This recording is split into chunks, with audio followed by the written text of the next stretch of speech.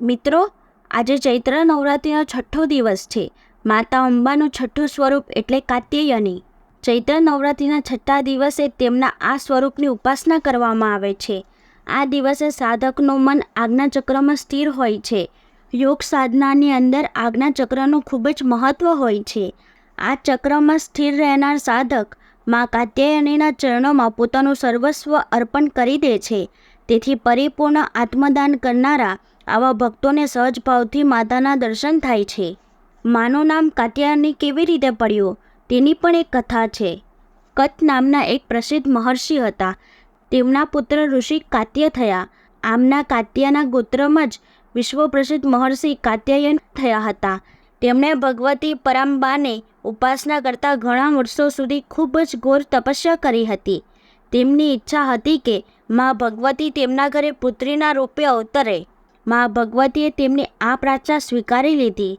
થોડાક સમય બાદ જ્યારે મહિષાસુરનો અત્યાચાર પૃથ્વી પર વધી ગયો ત્યારે ભગવાન બ્રહ્મા, વિષ્ણુ અને મહેશ ત્રણેય દેવતાઓ પોતે પોતાના તેજનો અંશ આપીને મહિષાસુરના વિનાશ માટે દેવીને ઉત્પન્ન કર્યા. મહર્ષિ કાત્યાયને સૌથી પહેલાં આમની પૂજા કરી. એટલા માટે તે કાત્યાયનીના નામથી ઓળખાયા. એવી પણ કથા મળી આવે છે કે મહર્ષિ કાત્યાયને ત્યાં તે પુત્રીના રૂપે જન્મ્યા હતા. અશ્વિન કૃષ્ણ ચતુર્દશીના જન્મ લઈને શુક્લ સપ્તમી, અષ્ટમી તથા નવમી સુધી 3 દિવસ આમને કાત્યાયન ઋષિની પૂજા ગ્રહણ કરીને 10મીના દિવસે મહિષાસુરનો વધ કર્યો હતો. ભગવાન કૃષ્ણને પતિના રૂપમાં મેળવવા માટે ગોપીઓએ આમની જ પૂજા કાલિંદી યમુનાના કિનારે કરી હતી. આ બ્રહ્મમંડળની અધિષ્ઠાત્રી દેવીના રૂપમાં પ્રસિદ્ધ છે. મા કાત્યાયનીનું સ્વરૂપ ખૂબ જ ચમકીલું છે. આમને 4 ભુજાઓ છે. માતાજીની જમણી તરફનો ઉપરવાળો હાથ અભય મુદ્રામાં છે, તેમજ નીચેવાળો હાથ વર મુદ્રામાં છે.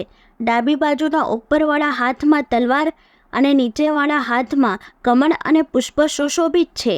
આમનું વાહન સિંહ છે.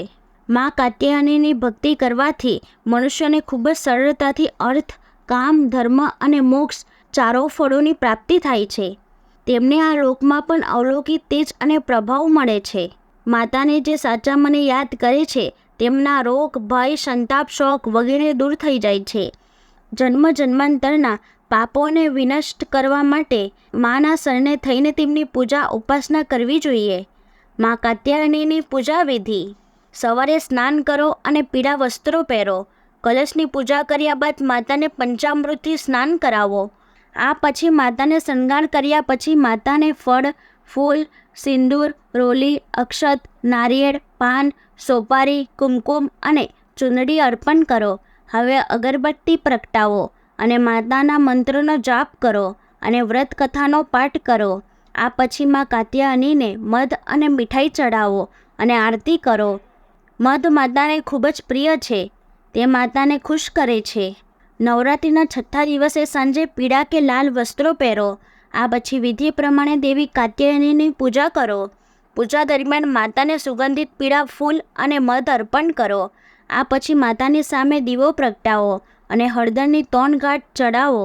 આ ઉપાય કરવાથી જલ્દી લગ્ન થવાની સંભાવના છે અને પ્રેમના ક્ષેત્રમાં આવતી અડચણો પણ દૂર થાય છે.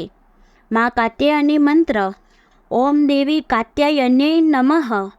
આ મંત્રનો પણ જાપ કરો.